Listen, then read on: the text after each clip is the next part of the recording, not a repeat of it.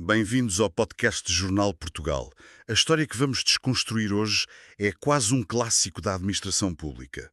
É a de uma grande e nobre ideia que esbarra na dura parede da realidade. Exatamente. A ideia era criar em Portugal uma agência modelo para as migrações, mais humana, mais eficiente. A realidade? Bem, a realidade é um emaranhado de 400 mil processos pendentes. E críticas muito contundentes da Provedora de Justiça e até uma crise de identidade nos números oficiais do país. Hoje, abrimos o dossiê da AIMA, a Agência para a Integração, Migrações e Asilo.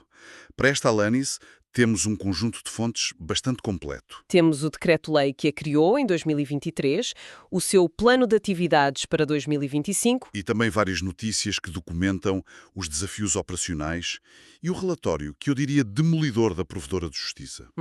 A nossa missão é perceber o que correu bem, o que correu mal e, acima de tudo, o que esta transição gigante nos diz sobre a capacidade do Estado português para gerir um dos maiores desafios do nosso tempo. Vamos começar pelo princípio. A criação da AEMA, em outubro de 2023, foi apresentada não como uma simples mudança burocrática, mas como uma revolução. O Decreto-Lei fala numa mudança de paradigma. O que é que isto significava na prática?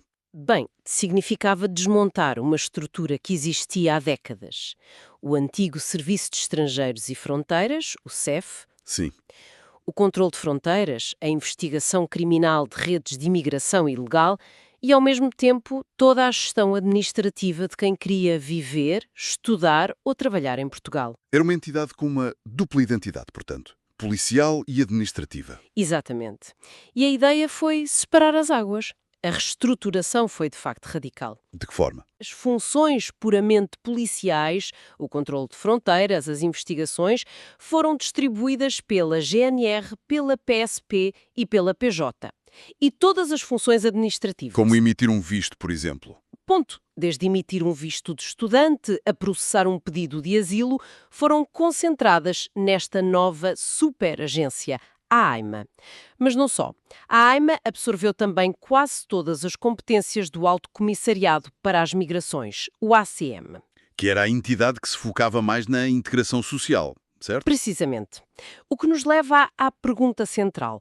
Porquê esta mudança tão drástica? E porquê precisamente nesta altura? Olha, as fontes apontam para uma confluência de fatores. Por um lado, uma pressão externa.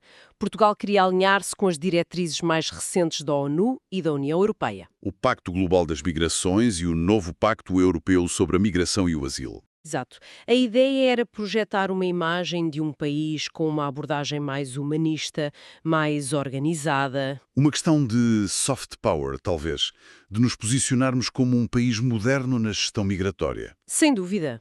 Mas a motivação interna era, se calhar, ainda mais forte.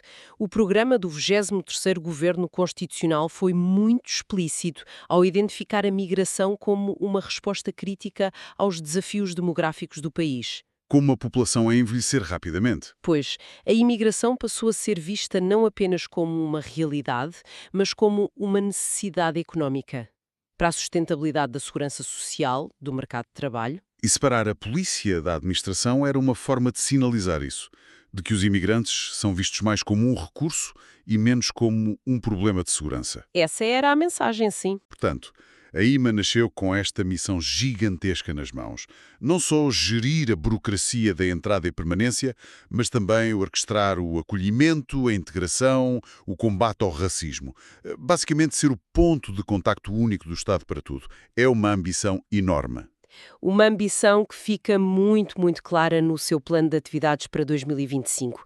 A linguagem é grandiosa. A visão é tornar a AIMA um instituto de referência nacional e, mais ainda, uma referência europeia na gestão de migrações. exato. Ser uma referência europeia logo no segundo ano de vida. É colocar a fasquia muito, muito alta. Altíssima. Mas essa ambição parece ter colidido rapidamente com a realidade. Uma coisa é desenhar a agência perfeita no papel, outra é herdar uma montanha de problemas. As outras fontes que temos pintam um quadro dessa luta, não é? Completamente. E o próprio plano, na mensagem do Presidente, reconhece de forma subtil que a AIMA enfrenta desafios complexos e diversos. Um desses desafios, e talvez o maior, é ser o resultado da fusão de duas culturas institucionais muito distintas. A do CEF, com um ADN de segurança e controlo, e a do ACM, com um foco social. Criar uma identidade coesa a partir disto já seria um desafio. Pois, mas fazê-lo enquanto se tenta apagar um fogo gigantesco? E esse fogo era a herança dos processos pendentes. É aqui que os planos ambiciosos começam a ser testados pela realidade mais crua. Uma notícia de maio de 2025 revela que o governo teve de prorrogar uma estrutura de missão, Que é basicamente uma força-tarefa de emergência. só para lidar com as pendências. Sim, essa força-tarefa tinha sido criada com um objetivo muito específico: resolver os mais de 400 mil processos pendentes de manifestações de interesse. É um número astronómico. Vamos só clarificar. Manifestações de interesse, para quem não está familiarizado, é um mecanismo que permite a uma pessoa que já está em Portugal, a trabalhar, a fazer descontos, mas que entrou sem o visto de residência, iniciar o seu processo de regularização, correto? Precisamente. É o ponto de partida para a legalização de centenas de milhares de pessoas.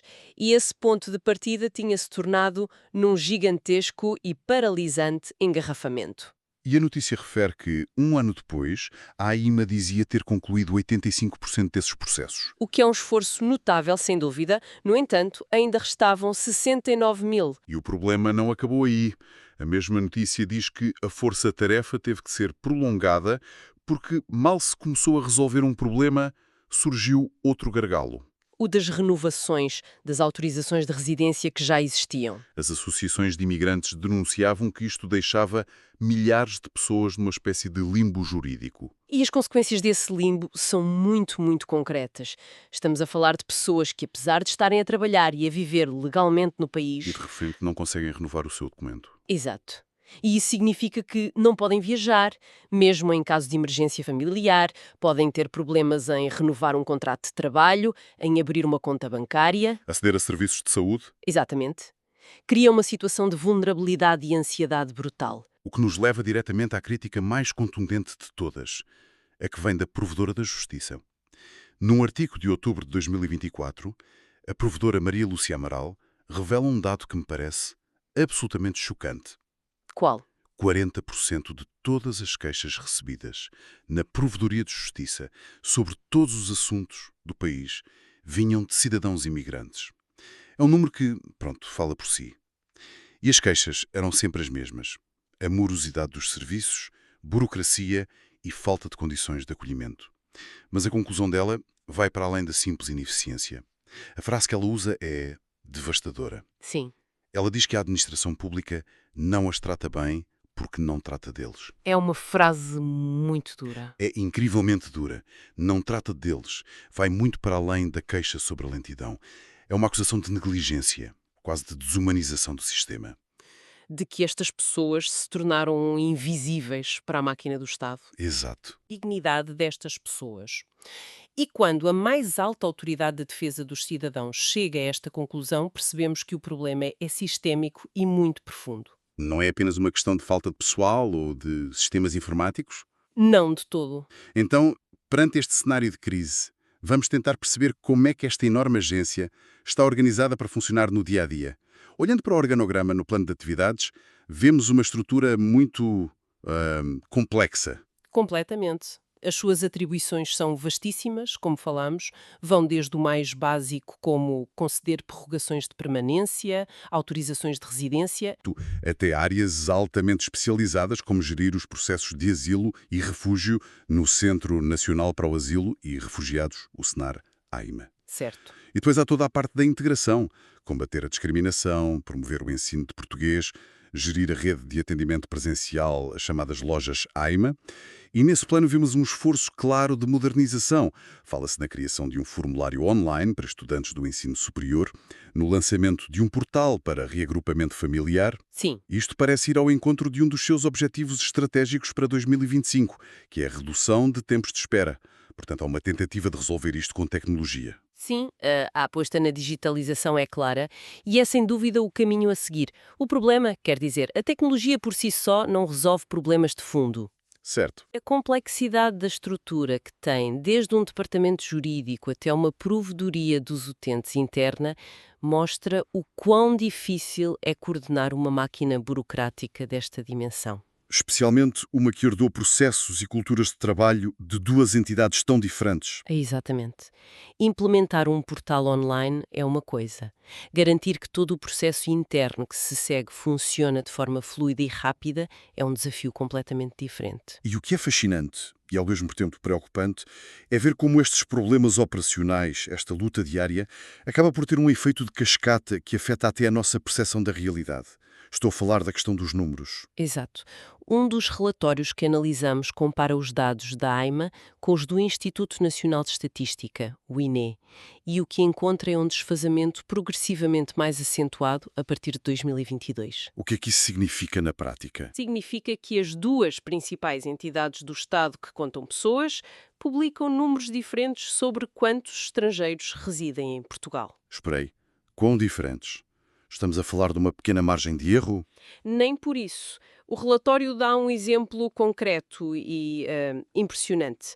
Uma atualização feita pela AIMA em abril de 2025 fez com que o número total de residências estrangeiros de 2023 saltasse de cerca de 1 milhão para quase 1,3 milhões. Uau! Estamos a falar de 1/4 de milhão de pessoas. Quase 250 mil pessoas que de um dia para o outro apareceram nos registros oficiais. Como é que isto é sequer possível? A explicação principal, segundo o relatório, está precisamente no efeito da regularização de processos acumulados. Ah, claro. À medida que a AIMA consegue finalmente processar os casos que estavam na gaveta há anos, essas pessoas passam a contar oficialmente para as suas estatísticas. O INE, por outro lado, usa outras metodologias, como os censos, inquéritos, que podem captar a realidade de forma diferente. Mas o ponto fulcral é este. O esforço para resolver um problema administrativo criou uma distorção estatística gigante. Exato. E as consequências disto são enormes. Uma diferença de 250 mil pessoas é a população de uma cidade como o Porto, que para efeitos de planeamento, basicamente não existia nos dados oficiais até aquele momento. Estamos a falar de municípios que não sabem para quantas crianças precisam de planear escolas ou que pressão real vai haver sobre o centro de saúde local. Exatamente. E não é só o planeamento de serviços. Pensa no debate político. Como é que se pode ter uma discussão informada e racional sobre migração, sobre políticas de habitação, sobre o mercado de trabalho? Se os dados mais básicos do fenómeno têm uma margem de erro do tamanho de uma cidade. Pois isto torna-se um terreno fértil para a desinformação, para a polarização e para a formulação de políticas baseadas em percepções em vez de em dados concretos. Então, se tentarmos juntar todas as peças deste puzzle, o que é que temos? Por um lado, a AIMA nasceu de uma visão de Estado muito clara: modernizar, humanizar e centralizar a política migratória portuguesa numa única e poderosa agência. Exato. Contudo, a sua realidade, pelo menos neste arranque, tem sido dominada por uma luta constante e desgastante contra os enormes atrasos que herdou. E essa luta gerou frustração, críticas severas sobre a sua eficiência e, mais grave, teve um impacto real e negativo na vida de dezenas de milhares de pessoas. Sem dúvida. É a tal história da ambição nobre a colidir com os desafios práticos. Mas será justo culpar tudo na herança? Afinal, a nova agência foi criada precisamente para resolver estes problemas? Passado mais de um ano, ainda ter estes gargalos, não aponta também para falhas na concepção ou nos recursos da nova estrutura? Essa é a questão central. É impossível negar o peso da herança, mas também é verdade que a transição em si foi complexa e talvez subestimada. A fusão de culturas, a migração de sistemas, a formação de pessoal, tudo isto enquanto a procura não parava de aumentar. O desafio era talvez demasiado grande. Talvez fosse simplesmente demasiado grande para ser resolvido em tão pouco tempo, independentemente do modelo escolhido. Certo. E para deixar uma reflexão final que nos projeta para o futuro.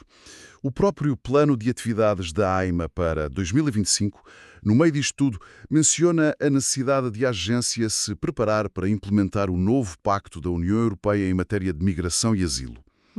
E a questão que fica no ar é esta: como pode uma agência que ainda luta para consolidar a sua estrutura e resolver problemas básicos de dependências com meses ou anos, preparar-se eficazmente para uma das maiores e mais complexas reformas da política migratória europeia das últimas décadas? É uma pergunta que nos deixa a pensar sobre a capacidade do Estado de fazer duas coisas ao mesmo tempo: arrumar a casa e, simultaneamente, preparar-se para a tempestade que vem lá fora. Uma análise que certamente continuaremos a acompanhar. Este foi o podcast Jornal de Portugal. Obrigado por nos ouvir.